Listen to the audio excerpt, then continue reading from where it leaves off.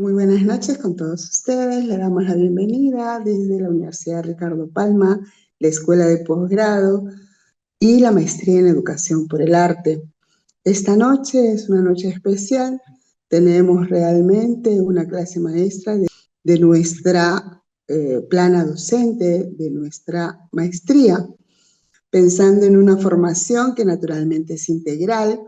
biológica, psicológica, emocional, que definitivamente hoy en día nos hace mucha falta. Y qué bueno que el arte sea esa herramienta, sea el instrumento, sea el medio, la forma que nos da esa posibilidad. Vamos a pasar al tema de hoy que nos reúne y me toca presentar a un gran maestro que hace poco acaba de dar un concierto en Trujillo. Él es Abraham Padilla Benavides, es candidato a doctora en educación, es magíster en composición musical, pedagogía y gestión educativa de la Universidad de Chile y de Business School en España. Es director de orquesta, de coro, de bandas, es compositor, es musicólogo, es docente y es investigador. Él estudió en nuestra casa de estudios arquitectura y bueno, luego se fue en el camino, encontró de hecho la música como un elemento esencial para su desarrollo tanto personal, profesional y bueno, ahora tiene grandes pergaminos a los cuales nosotros nos sentimos muy satisfechos de que sea parte de nuestros docentes de la Maestría de Educación por el Arte. Abraham, bienvenido y te damos la posibilidad de poder compartir con nosotros tus experiencias frente a esto. Buenas noches. Buenas noches, estimada Emma. Buenas noches a los colegas y a todos los que están presentes. Muchas gracias por la presentación. Lo que tú has descrito un poco de mi experiencia es el marco en el cual yo me muevo a la hora de hacer las clases justamente en nuestro taller de música aquí en la Maestría de Educación por el Arte, que tiene que ver con lo que hoy día les voy a tratar de explicar, que es un poco la complejidad de esta situación y las posibilidades que tiene para el desarrollo del ser humano. Y si me permiten compartir entonces una muy breve presentación que básicamente me va a servir de apoyo para lo que les tengo que decir, ¿no? Miren, lo que a mí me interesa mucho compartir con todos ustedes como una reflexión en este marco de la maestría en Educación por el Arte de la Universidad Ricardo Palma es cómo la música puede efectivamente ser una herramienta formativa para el desarrollo del ser humano, pero para un desarrollo integral, propositivo, habilitante en la sociedad, no para un ser que se dedique profesionalmente a la música necesariamente, como es mi caso, sino como para cualquier persona que tenga la posibilidad de que los maestros se hayan compenetrado con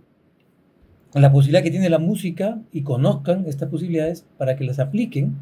en el desarrollo del ser humano en tanto un ser humano integral, que integre efectivamente sus actitudes de vida, sus emociones, sus reflexiones, sus pensamientos, sus condiciones fisiológicas, mentales,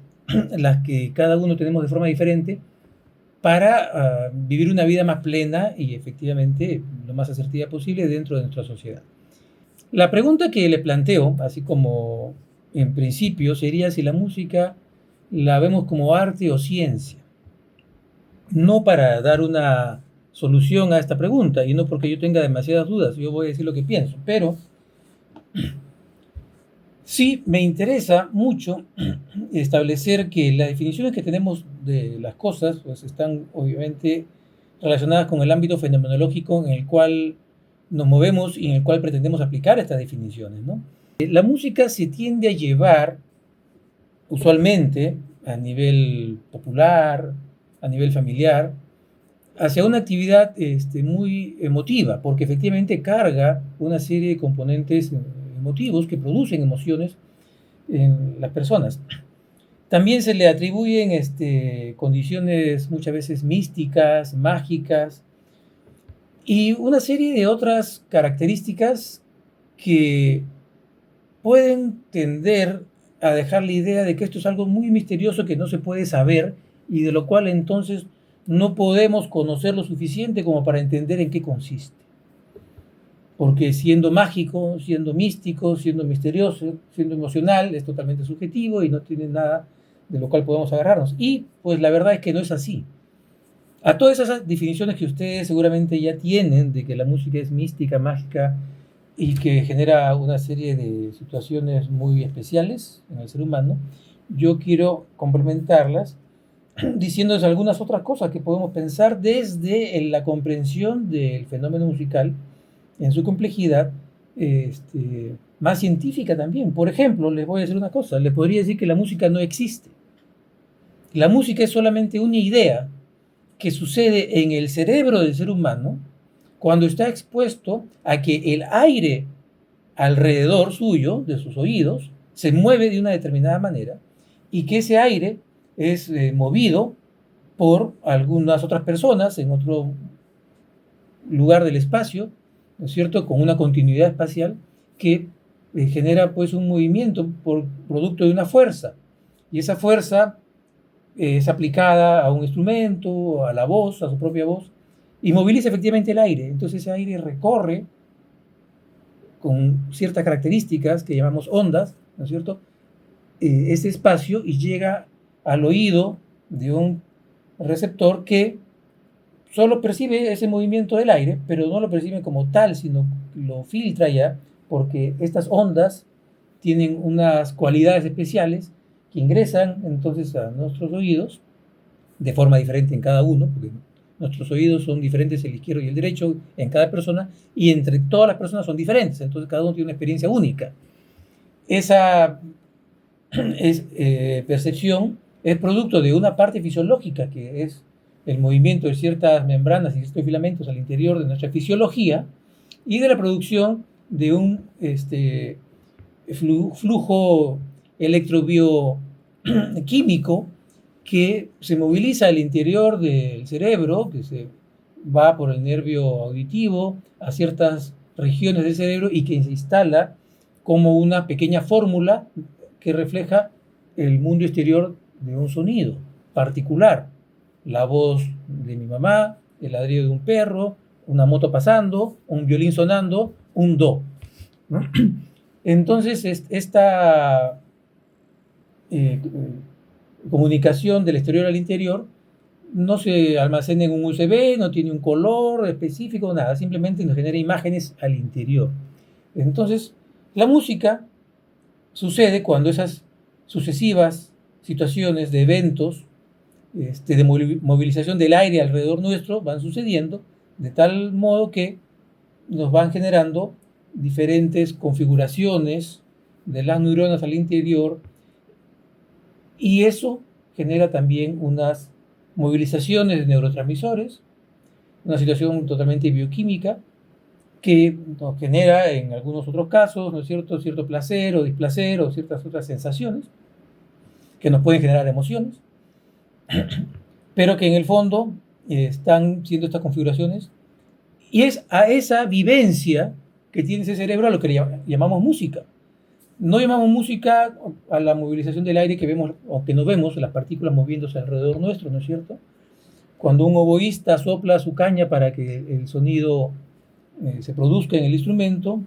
está pensando probablemente en la idea de cómo quiere que sea esa energía que pone. Pero lo que está sucediendo en realidad es que ha comido más temprano o el día de ayer, no sé, tiene energía fisiológica acumulada en el cuerpo, está respirando, esa respiración genera en las mitocondrias una serie de moléculas, dentro de las cuales está el ATP, el trifosfato de adenosina, que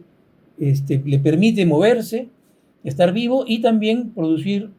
una fuerza que impacte con el aire o con un tambor, por ejemplo, con una baqueta, a un cuerpo que llamamos instrumento, en este caso, y que entonces amplifica, modifica las ondas de ese movimiento y se transmiten al aire y eso llega al otro lado. Entonces, si nosotros, desmitificando un poquito esta idea mística, mágica, todopoderosa de la música, entendemos también que además de tener esos efectos,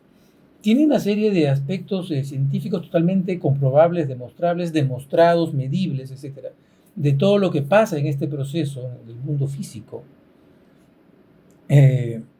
y tenemos conciencia de que ese proceso se da, ¿no? Podemos entonces influir de una manera más pertinente, ¿no? Ahora, lo misterioso del asunto es que cómo yo voy soplando, cómo yo voy haciendo movimientos de los dedos en el piano o mis cuerdas vocales, dependiendo de cómo yo haga esto, voy a producir sonidos diferentes, es decir, voy a producir ondas con diferentes cualidades. Y el ser humano ha evolucionado de tal manera que produce una complejidad de ondas sonoras que comunican muchísimas cosas. Para empezar, tenemos todos los idiomas que hablamos en el planeta, pero los sonidos en sí tienen una carga sensorial, perceptual, que hemos dicho que sucede de esta manera, pero también una carga simbólica, porque tenemos asociaciones, tenemos memoria. Entonces, estos sonidos, en el fondo, no son solamente un decibel con una amplitud o con una forma de onda, sino también están asociados a recuerdos, a cultura, a identidad, a recuerdos familiares, personales, vivencias en un país, a alguna persona, etcétera, etcétera, ¿no? Porque también está demostrado cómo este evento particular, que para nosotros tiene una carga simbólica, se graba en nuestra memoria, producto de que se genera una fórmula de neuronas, de una combinatoria particular de neuronas, a la cual nosotros podemos llamar, en unos casos a voluntad y en otros casos de forma inesperada nos sucede, ¿no? Toda esta situación tiene que ser significada luego por el cerebro humano. El cerebro humano es muy complejo, no es solamente intelectual, porque también se producen las emociones en función del cerebro. La fisiología, nuestra historia personal, todo eso influye en cómo vamos a interpretar esos sonidos. O entonces, si es la primera vez que escuchamos un sonido, pues lo vamos a desconocer, lo vamos a asociar a algo que se parezca, porque el cerebro es asociativo. Y si no, ya conocemos que se trata de un violín o que se trata de una escala de do mayor, pues vamos a ir haciendo más compleja nuestra experiencia. Entonces, la primera reflexión que quería yo establecer es esta, que la música tiene este componente artístico, porque si no tuviéramos la artesanía, por un lado, y el arte en general, la filosofía, todo lo que nos lleva a configurar de una forma bastante arbitraria, correspondiente con cada ser humano diferente, una expresión artística como la música, por ejemplo,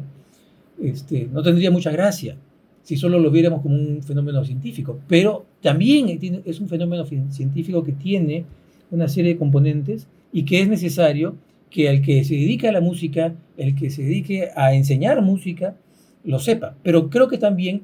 el que ni siendo músico, ni se dedique específicamente a enseñar música, participe de una actividad formadora para entender también que este tipo de abstracción que sucede en la música sine qua non, en otros ámbitos también se produce de una manera especial, ¿no? Entonces, la música yo la planteo, bueno, en este caso, lo estoy planteando ante ustedes, como una experiencia entonces compleja, porque no es solamente una situación en la cual hay uno que percibe, también hay uno que produce la música, hay uno que compuso la música, hay uno que está dirigiendo. En otros casos, si escuchamos una grabación de un disco, hay alguien que está grabando la música. Y todos estos son intervinientes en esta experiencia compleja, desde el que la escucha o desde el que la produce, desde el que la graba, etc., ¿no? Es compleja porque hace uso de nuestro intelecto, de nuestra emoción, de nuestra fisiología, del espacio que nos rodea, de instrumentos, de tecnologías, una serie de elementos que están alrededor de esta experiencia, de la acústica, del espacio, de los materiales. Estoy acá en mi estudio de grabación, acá tengo unos paneles absorbentes, ¿no? Allá tengo otro tipo de paneles, aquí tengo un piano, y entonces, según cómo está conformado el espacio, qué materiales tenemos, qué formas hay, etcétera, pues el sonido se percibe de una manera diferente, que contribuye a la experiencia compleja. Es compleja también la experiencia porque es personalísima. Cada uno de nosotros tiene más o menos integradas sus capacidades y sus condiciones personales, históricas, de identidad, de sensibilidad, de ética, de conocimientos, incluso de capacidad fisiológica, que también escucho por un oído o por el otro, ¿no? Entonces la experiencia es compleja porque en el fondo está muy expuesta a muchas situaciones, ¿no? El fenómeno de la música también es complejo porque aquí vemos un ensayo de hace unos días, realmente hace menos de una semana. No, exactamente hace una semana, el viernes pasado. Este es un ensayo con la Orquesta Bernardo Alcedo, que son jóvenes, la mayoría estudiantes de música, con quienes tuvimos un concierto el lunes, donde participaron también niños solistas de piano. Ya me gustaría que viesen eso porque realmente muy talentosos. Y este fenómeno es complejo porque ya vimos, por un lado, de que hay gente que está componiendo esto. Pero cada uno de los chicos que ustedes ven acá, o señores que ven aquí, toma muchas horas de su vida, de su día, estudiando su instrumento. Es decir, usualmente son 4 o 5 horas diarias, bueno, varía eso, según el caso, durante 15, 20, 30 años, ¿no? Y entonces, además, después se juntan con otros, en este caso, hacer música en conjunto, donde bajo una guía, en este caso un director, está regulando una serie de parámetros para que el movimiento, la movilización del aire de la que hablamos hace un rato, que se va a producir en ese espacio y que van a escuchar después el público, sea con determinadas características. Y en este proceso está el hecho de estar atento a los otros, está el hecho de la autodisciplina, está el hecho de la autorregulación de mi volumen, porque tengo que regularme en función del volumen del otro, está la autorregulación de mi timbre, porque es según el timbre del otro, está el hecho de poder seguir indicaciones de un director que tiene una visión amplia de esto, está el hecho de poder, en el caso del director, ejercer un liderazgo, en el caso de los concertinos y capos de fila, que son los jefes de determinadas secciones, también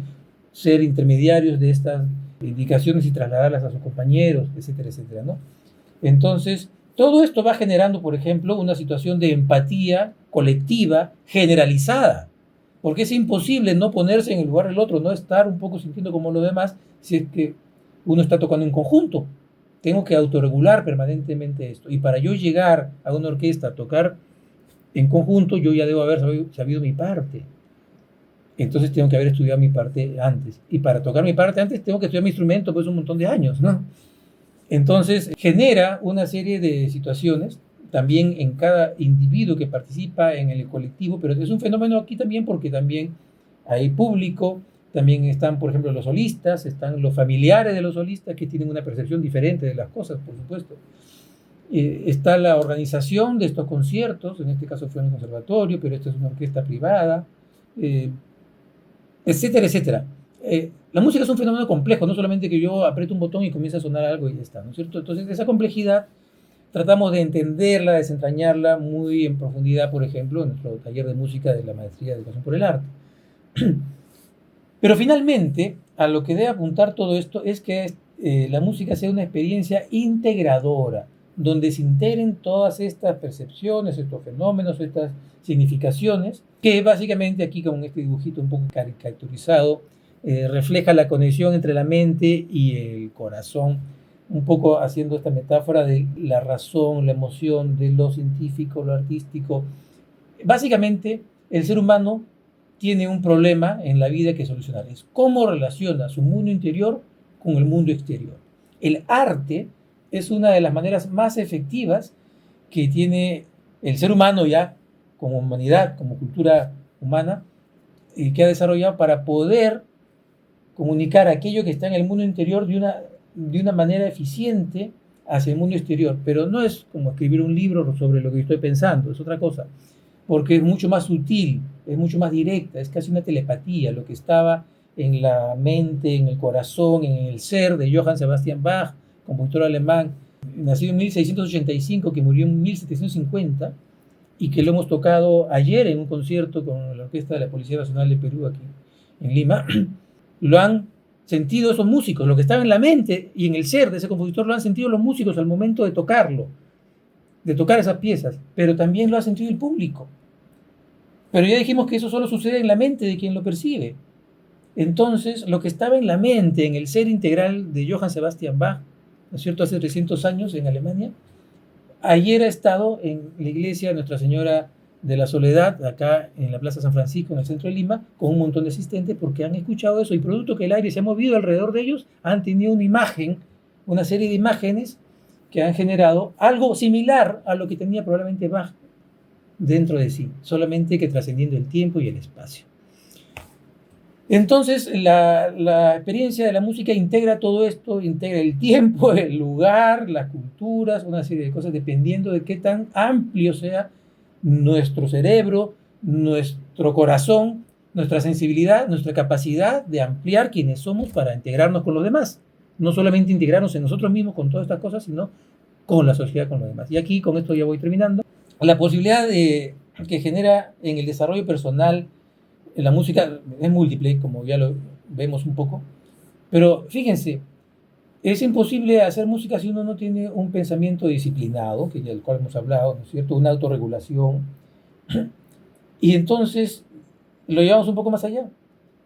porque uno desarrolla un pensamiento crítico producto de poner en cuestión las cosas que está leyendo o a las cuales está expuesto. Y resulta que cuando uno estudia una partitura tiene que poner en cuestión esa partitura para poderla entender, porque no es como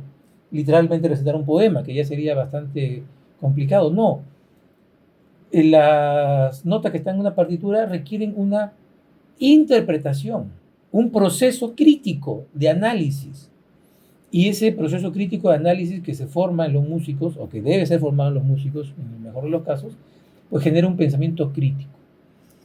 El pensamiento crítico que cuestiona las cosas nos lleva paulatinamente, no automáticamente, pero mejor si está bien guiado y si es parte de un proceso, a desarrollar un pensamiento autónomo. Es decir, a no repetir todo lo que me cuentan, a no hacer las mismas cosas que todo el mundo, sino a tener un pensamiento autónomo, que me parece que como que la gente pues, tiene cierta independencia en el pensamiento e incluso en sus emociones. Ese pensamiento autónomo de por sí ya es algo bueno, pero en el arte,